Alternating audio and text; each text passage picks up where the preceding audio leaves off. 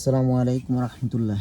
জি, বাংলাদেশের যারা জামাত বিরোধী এবং জামাত 11 দলীয়, এখন 11 দল হয়েছে, 11 দল জোটের বিপক্ষে ভোট দিতে চাচ্ছেন, তাদের কাছে আমার একটা কোশ্চেন যে আপনি কেন এটার বিরোধিতা করছেন?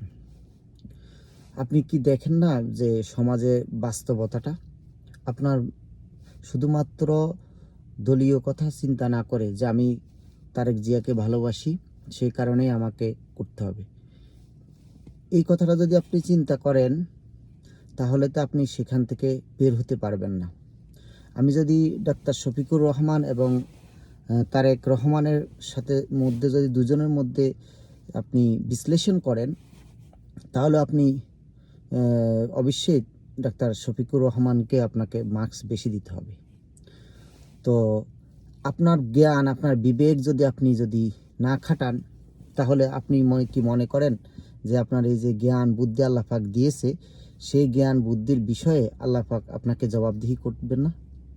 আল্লাহ পাক সূরা জিলজালের মধ্যে বলেছেন, বিসমিল্লাহির রহমানির রহিম, ফামান ইয়ামাল মিসকালা যাররাতিন খায়রান ইয়ারাহ ওয়া মান ইয়ামাল মিসকালা যাররাতিন শাররান ইয়ারাহ।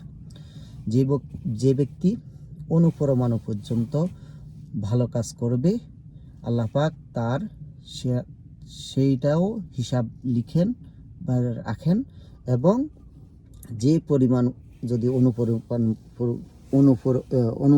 অনুপরমাণু পরিমাণ যদি খারাপ কাজ করে থাকে, সেটারও তার আল্লাহ পাক হিসাব রাখেন। এবং এই দুইটার বিষয়ে কাল কিয়ামতের দিন আল্লাহ পাক জিজ্ঞাসা করবেন এবং মানুষকে হিসাব দিতে হবে।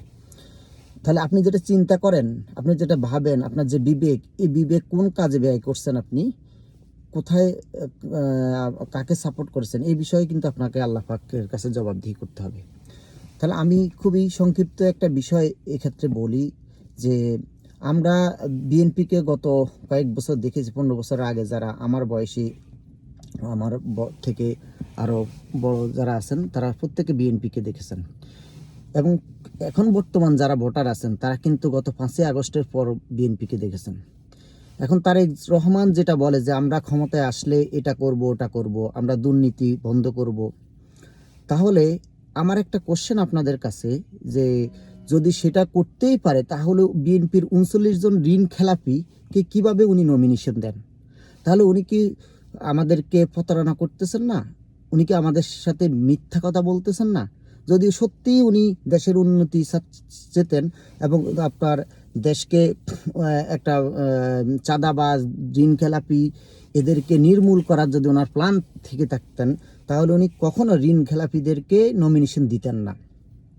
এতে আপনি স্পষ্ট বুঝে নেন যে আসলে বিএনপি যে কথাটা বলে সেটা কি আসলে কার্যকর করতে পারবে। আর জামাতের প্রার্থীদের দিকে তাকান, কয়জনকে জামাতের ঋণ খেলাপি আছে? এরকম একজন তো আপনি পাবেন না যে জামাতের ঋণ খেলাপি থেকে উনি ভোট চাচ্ছে মানুষের কাছে। তাহলে যারা এই 5,800 কত কোটি টাকা যেন ক্ষমতায় যাওয়ার আগেই তারা ঋণ খেলাপি করে ব্যাংকের টাকা লুট করে ফেলেছে, সেই মানুষগুলো যখন আপনার ক্ষমতায় এসে বৈধভাবে তার হাতে টাকা আসবে, আর এটাকে সে অবৈধ পথে ব্যয় করবে, আমার আর আপনার টাকা। এখান থেকে আপনি বুঝে নেন যে আপনার বিবেককে কোশ্চেন করেন। আমার যারা বন্ধু বান্ধব যারা আছেন, যারা আমার আত্মীয় স্বজন আছেন, যারা আমার ফেসবুক এবং ইউটিউবের ফ্রেন্ড আছেন, তারা প্রত্যেকে এই চিন্তাটা করেন। রাতে ঘুমানোর আগে আপনার বিবেককে কোশ্চেন করেন যে খুবই সাম্প্রতিক একটা বিষয়। আমরা পূর্বে কে ভালো করছে কে খারাপ করছে সেটা আমরা বলতে চাচ্ছি না।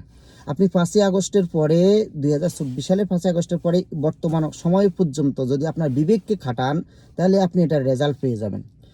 আমি আশা করি আপনার এই বিবেককে কারো কাছে আপনি জমা রাখবেন না, কারো কথার ফাঁদে পড়ে বিবেককে আপনি বেপথে ব্যয় করবেন না। আশা করি আপনার বিবেককে সুন্দর কাজে ব্যয় করে কাল পরকালে আল্লাহর কাছে যেন আপনার হিসাবও সহজ হয়, আপনি সেদিকে ধাবিত হবেন। কারণ আমাদের প্রত্যেকটা বিষয় আল্লাহর কাছে জবাবদিহি করতে হবে। আমা তৌফিক ইল্লা বিল্লাহ। আসসালামু আলাইকুম ওয়া রাহমাতুল্লাহি ওয়া বারাকাতুহু।